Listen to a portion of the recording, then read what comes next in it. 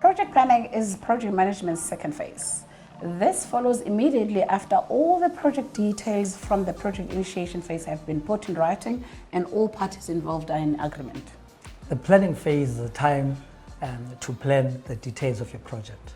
When you are building your plan, please remember, everything in the plan is a prediction. The only fact that you know for certain is that your plan is not 100% right. Contingency or plan Bs need to be built in to cope with uncertainty. To begin the planning process, you must create a schedule using a table format, especially if it's for small projects. Okay, so it starts with you making a list of all tasks that are going to be done, and how detailed you are when it comes to task list is totally up to you. Write the task list in a way that you will accomplish it. The next thing you do is estimate how much time you will need to execute each task. So time can be listed in minutes, hours, days, weeks, months, or years, depending on the project. But you should keep the same time scale for each task. After you have estimated time, the next thing you do is to decide what resources you will need to accomplish each task. In the project management, resources means people, materials, and money.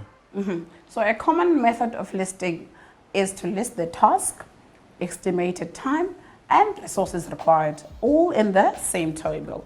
How detailed you get, again, is totally up to you. Make sure you include all the people who are going to be spending their time on the project, even yourself as a project lead. The last step before the schedule is completed is to add cost information into your table. So make sure you include salary information for everyone, including project team members, and also include line item cost information for each material resource. If you are doing a home project, salary will not really be necessary. Another thing you do as part of planning phase is to create a plan on how to approach and manage your project risks.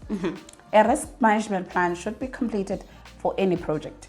All project team members, together with stakeholders, should have a meeting to discuss any potential risk that they may come across or any problem that could arise. All potential risks should be included in the first draft of your plan. This ensures everyone knows what problems could crop up. So when you identify potential risk, it is also important to identify response options for each risk. And in project management, there's 4 common ways to respond to risks. You can find ways to reduce the chance and effect level of the risk, or you can take steps to avoid the risk entirely.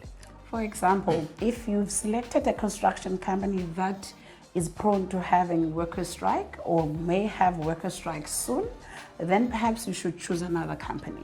Or transfer the responsibility for the risk to someone within or outside the project. This will decrease your liability, but also decrease your level of control too.